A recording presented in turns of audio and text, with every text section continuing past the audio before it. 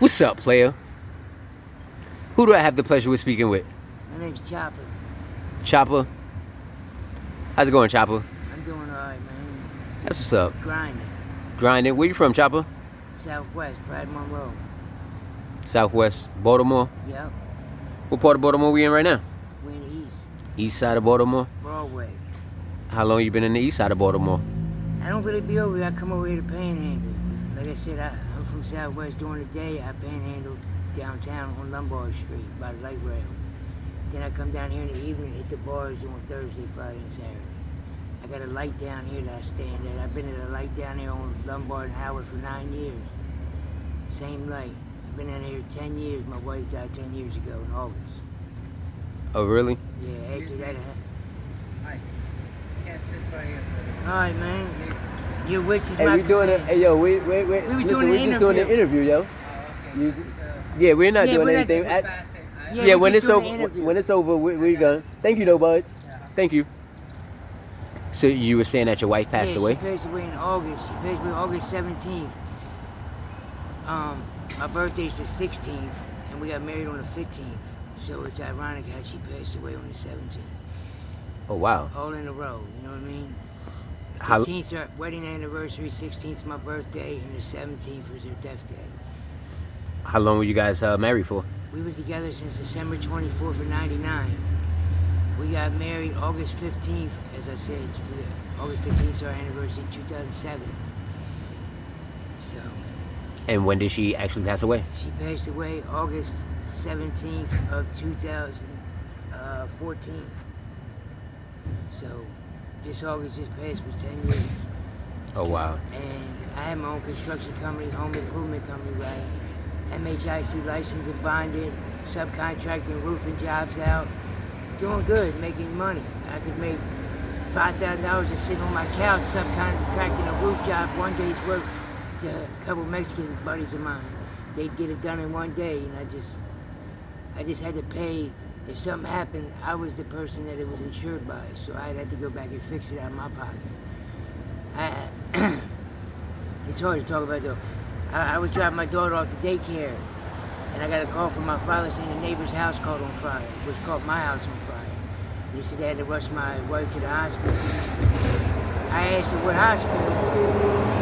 He said Harbor Hospital over there on Hanover Street. When I got there, her family was there, my family was there. I said there's too many people here for her just to come to the hospital to be seen. So my father was walking towards me, and I could feel it. I was walking towards him. I said, she's gone, ain't she? Because I felt a piece of me just being ripped out already. And he said, yeah. I said, well, I'm going to need you to do me a favor and pick your granddaughter up from daycare. He said, all right. I never looked back. I've been out here ever since. Really? Yeah. So what happened to your business? I let all that go. I let my van go. I let my business. But I left the MHIC license expired. The contracts that I had going on, I put those over to the guy Raul, who was the Mexican guy that I told you I subcontracted jobs to. Mm-hmm. I gave him all the work I had going on at the time, so he got all that. My truck wound up getting impounded from not paying on it, from not working, and I just been out here. I was clean 6 years at the time, doing good. I'm doing real good. I mean, my wife definitely wouldn't be proud of who I am right now, but I haven't even grieved yet. I just lost a cousin of mine about 3 months ago. My uncle died on August 31st, just passed. My father just had surgery for cancer. I got a lot going on, man. So, Can you remember when you first got introduced to drugs? well, my mother was an alcoholic. I never touched alcohol. Still haven't touched alcohol because of that reason. My father got divorced after 4 children. I'm one of 11, so my mother continued to have kids by other men. We never had gas, electric, running hot and cold water, never had food, until my father would go and social service would actually take us from her, the 4 biological of his, and he'd get us into a good school out in Arbutus, and she'd do 30-day alcohol treatment thing, and they sent us right back to her in an environment that wasn't conducive to children. You know what I'm saying? She fed us Alpo dog food for a meatloaf. That type of mother. You know what I'm saying? She'd have me and my sister going out collecting money for somebody's house that burned down, saying that we were donating the money to them, which she'd use for alcohol. She wasn't a good person at all. So I look at my stepmother as my mother, the one my father's with now. They've been together over 40 years. So that's my mother. My mother's not really my mother. Are they still together? Yeah, they're still together. How old are you? I'm 50. 50. How old? 51. I just turned 51 in August. How old do you feel? I don't really feel, age. I just go with it. You know what I mean? I don't feel young. I don't feel old. I just feel, normal. I'm not out here ripping and running, like getting so high that I'm nodding out all over the place. You know what I mean? I'm on a meth program right now. So I get my meth in the morning, and I panhandle, get my food, my cigarettes. I don't drink alcohol. So I try to stay clear-headed. You know what I mean? There's a lot going on out here with hoppers beating up homeless people, setting them on fire, dropping bricks on their head. You know what I mean? It's an epidemic downtown with them. If they see you and they walk by and it's 5, 6 of them in a group, and you're laying there sleeping, they will stomp and kick you. You know what I mean? I had my shoulder dislocated. My collarbone broke. I had 6 staples in my head from a brick when I was sleeping. 3 ribs broke. Yeah, it's kind of crazy out here, man. And this was all like one incident where all that happened to you? I got my collarbone broke in one incident. My ribs and my head being busted was a separate incident. I was sleeping, and they just found it funny to kick the shit out of me while I was sleeping and hit me in the head with a brick. And where did that happen at? Down on Lombard Street by the arena. I used to sleep right there, right next to the wall on the arena on Lombard side.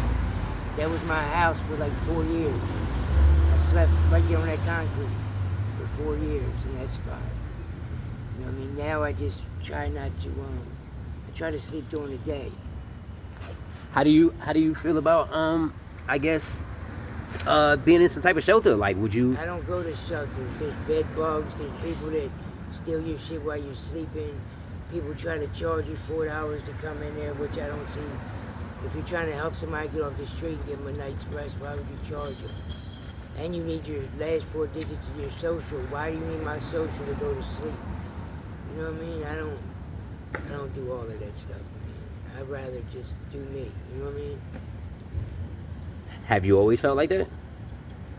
What do you mean? As far as like the shelters and stuff like that, like you never really wanted to. I've never been in a shelter. Oh, you not even one time, have you? No, I don't go to the shelter.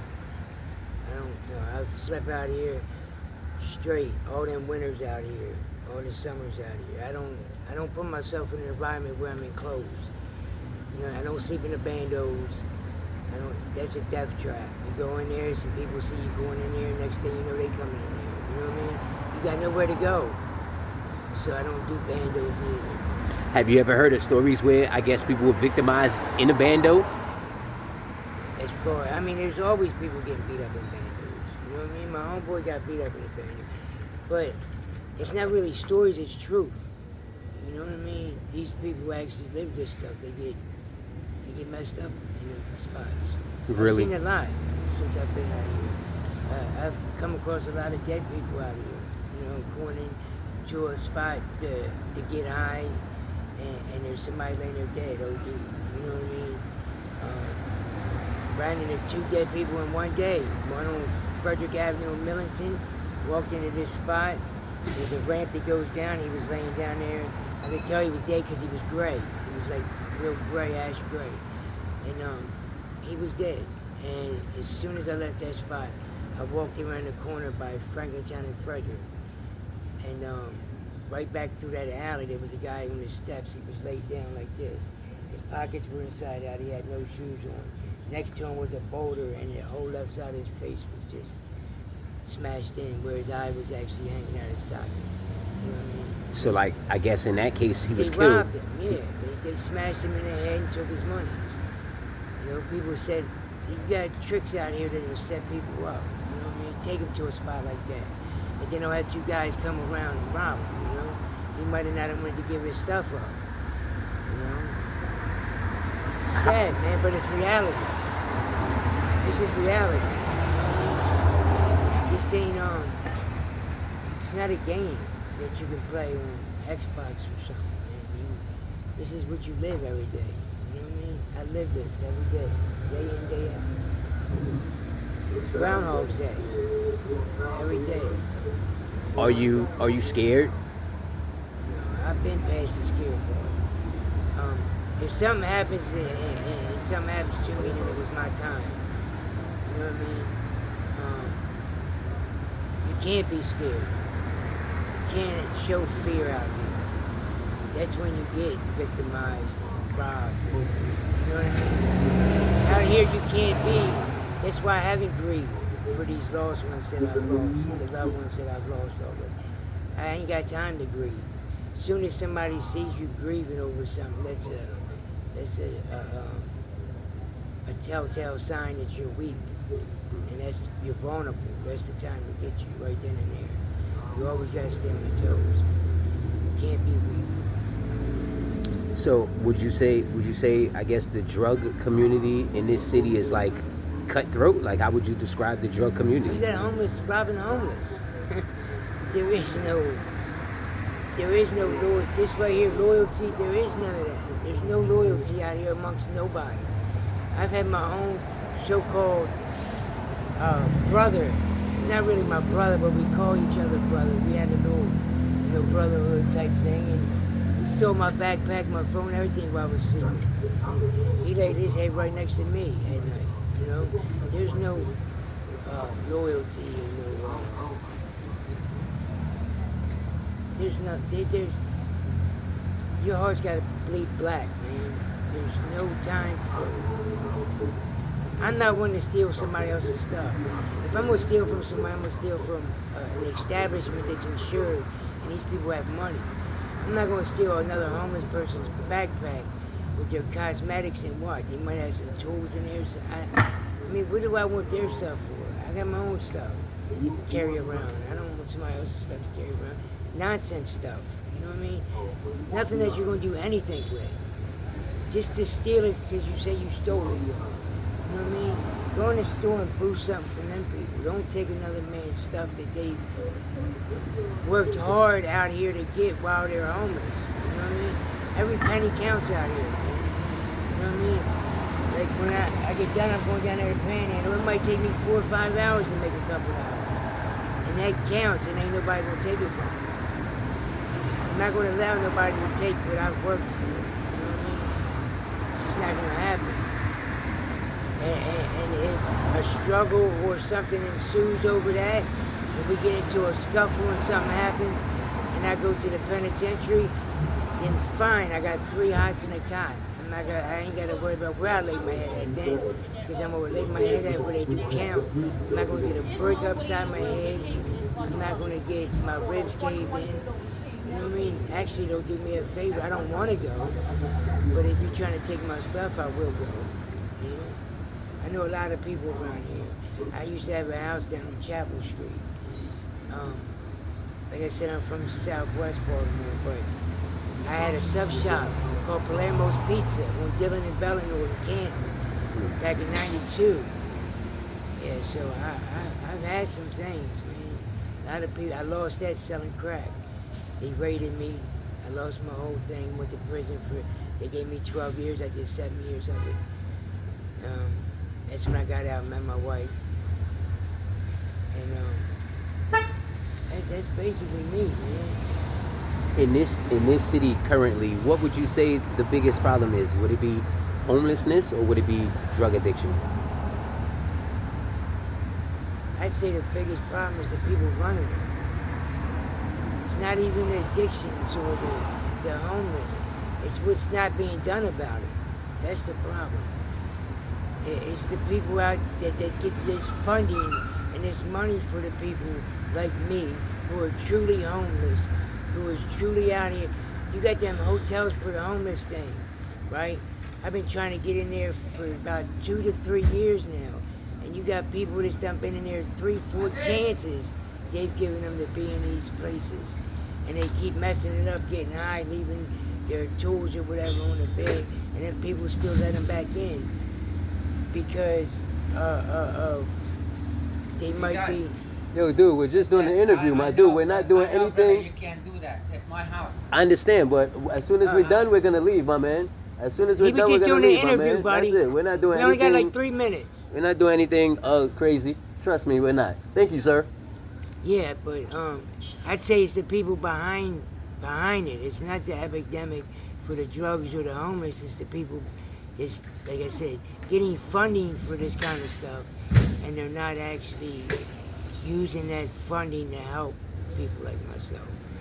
You know what I mean? It's sad, man, when you got the government and the people that's supposed to be helping you that they're not helping you. They give you the runaround. You know what I mean? So I don't even go to them for help anymore. I've been there. I've been to Downtown Partnership, talking to guy Gian who's supposed to run the homeless outreach program down there. And like I said, he's yet to get me into a. If I got into one of them hotels for the homeless thing where I had to establish an environment where I can go back to and sleep and stack up my food and be able to take a shower and a bed, I'd have a job at Amazon. My sister's a manager down there. She's been trying to, but I'm not going to go to work in a spot where I can't even get a bath. And I'm going in there dirty as shit.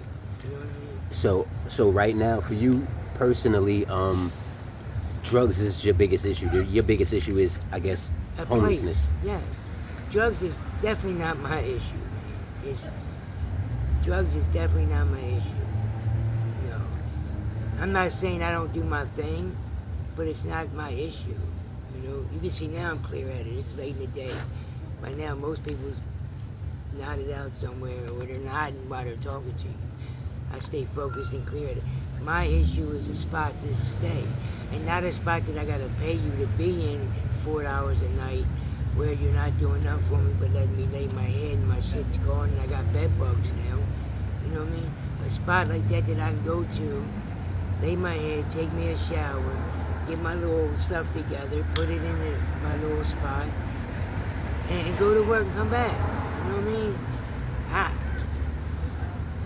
My life would be so much different with that type of thing, man. And I begged them people down there. I've been begging them for a couple years now. And it's like they don't want to do nothing. So currently, what drugs are you actually doing? Well, I do a little dope here and there. I mean, I'm not all out in it again. Like I said, I'm on the methadone program. So, really, that's drug methadone, if that's what you want to call it, drug. I'd say the methadone is what I do now to get off of that. I mean, I probably